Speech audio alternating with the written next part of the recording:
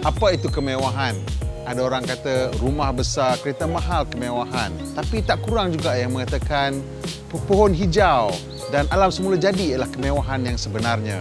DS ingin mencabar persepsi kita tentang apa itu kemewahan. Jom kita tengok interpretasi mereka apa itu kemewahan.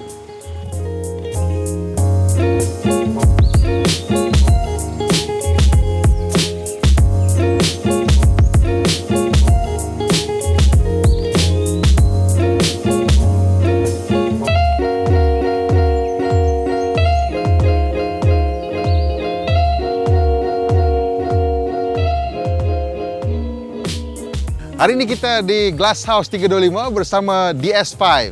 Anda mungkin ingat ini Citroen DS5, itu dulu, sekarang dia DS Automobil DS5. Apa yang berubah?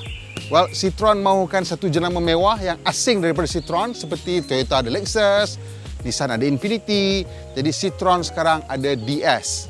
Jadi apa bezanya antara Citroen DS5 yang sebelum ni dengan DS5 yang sekarang? Okey, ceritanya mereka sekarang memberikan fokus yang lebih kepada DS Wings. Apa itu DS Wings? DS Wing ni sebenarnya ialah lakaran ataupun garisan yang terbentuk pada bonnet DS original, DS19 dan DS21. So kalau kita tengok di depan ni pun, the original DS, dia punya chrome surround untuk dia punya grille sudah digunakan semula, dan ini bentuk DS Wing diulang kembali.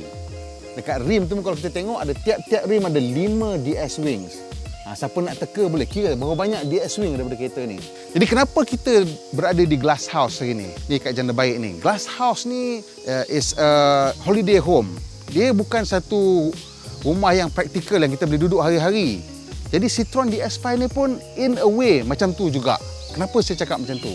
Kerana apabila mereka bentuk DS ni, mereka lebih mementingkan gaya, presentation dan juga style lah katanya kan. Contohnya kita tengok seat dalam tu warna putih.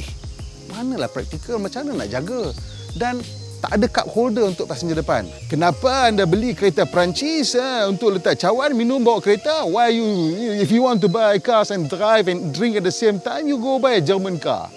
You know, they sell to American people, they have cup holders. Nah, dia orang tak kira benda-benda praktikal macam tu. Dia nak gaya je, kereta tu nak nampak cantik. Kalau kita tengok kereta ni segmen D, hatchback, tapi mewah. Kemewahan ialah satu benda yang tidak perlu ada sebab-sebab praktikal. Kita tengok jam yang mahal sampai beratus-ratus ribu. Kalau sama juga dengan jam RM50 kita beli. Tapi kemewahan ialah sesuatu yang kita mahukan kerana ianya meningkatkan rasa harga diri kita. Kalau anda terlalu memikirkan yang apa yang praktikal, ini bukanlah kereta untuk anda. Bila kita tengok kabin DS5 ni, ada satu benda je yang retro, iaitu jam. Jam 4 segi bujur ni. Kalau kita tengok betul-betul nampak macam tahun 70-an ataupun hujung 60-an. Saya rasa itu ialah pilihan yang tepat. Mereka bentuk semula satu ikon. Kalau semuanya retro, baik tak payah mereka bentuk. Ambil mesin photostat, letak je kan. Di atas ni ada sebaris 6, 7, 8, 9, 10 switch kat atas dia yang mengawal head-up display, yang mengawal sunroof. Berasa macam kapal terbang sikit. Dan dia punya sunroof ni pun boleh buka kiri kanan asing-asing, membuatkannya rasa lebih special. Lepas tu kita tengok depan ni, kabin ni, permukaan ni memang permukaan mewah, soft touch plastik merata-rata, dan kemasannya pun juga agak halus. Dia ada finishing yang menarik kilauan, menghasilkan kilauan, membuatkan kita berasa seronok nak tengok. Jadi saya rasa kalau anda memilih DS ni, anda memang seorang yang memang kaki Citroen lah. Pasal harga dan position dia memang untuk seorang yang peminat jenama ni. Dan seorang peminat jenama Citroen ni, dia mementingkan keselesaan lebih daripada pure performance. So dengan itu, talaan suspensi kereta ni juga telah mengikut kehendak ataupun keinginan mereka. Bila kita bawa di highway pula, sama, keselesaan diutamakan.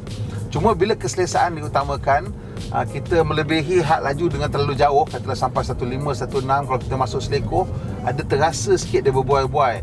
Dan bila ke permukaan tu tidak rata juga, ada memang rasa sikit dia berbuai-buai. Jadi you tak boleh nak push sangat macam mana you nak push kereta-kereta yang setting dia more for performance lah. Kalau you memang kaki nak beli DS ni, I rasa you tak complain.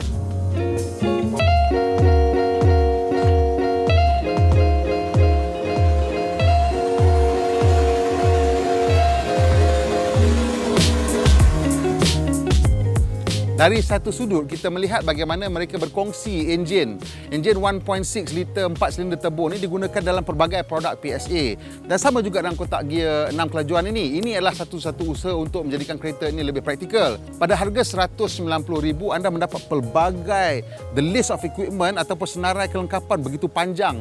Segala-galanya dari segi keselamatan, dari segi keselesaan dan juga dari segi even entertainment ataupun hiburan dalam kereta, semuanya menggunakan barang-barang ataupun spesifikasi yang terbaik.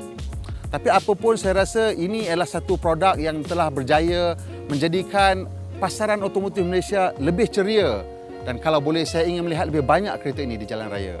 Jadi berapa skor yang kita nak bagi pada DS5 ni? Yang saya suka, reka bentuknya unik, spesifikasinya tahap yang tinggi dan penggunaan bahan-bahan yang terbaik dalam kereta ini. Yang saya tak berapa berkenan, harganya agak tinggi, kabinnya kerana terlalu fokus kepada keselesaan dengan kerusi besar dan gaya terasa agak sedikit sempit. Dengan itu saya memberikannya 6.5 markah. 6 markah untuk praktikal tambah 0.5 kerana ianya unik, dan saya rasa di masa akan datang ini akan menjadi kereta yang lebih menarik untuk kita simpan sebagai kereta klasik. Tentu anda perasan kali ini kita buat closing malam. Kelainan ini demi untuk meraihkan kelainan kereta DS5 ini. Apapun, kami mengucapkan terima kasih kepada semua kawan-kawan dan penonton yang telah pun subscribe dan like channel kami di YouTube iaitu N-Gear, dan juga Facebook kami fantastico.net. Kalau yang belum subscribe dan yang belum like tu, tolonglah ya, bagi banyak sikit supaya senang kita buat lagi banyak video-video macam ni. Apapun, kita sedang merancangkan pelbagai model-model untuk direview, terutamanya model-model popular dan mampu milik. Jadi jangan lupa tiap-tiap minggu datang balik dan menonton kami. Terima kasih.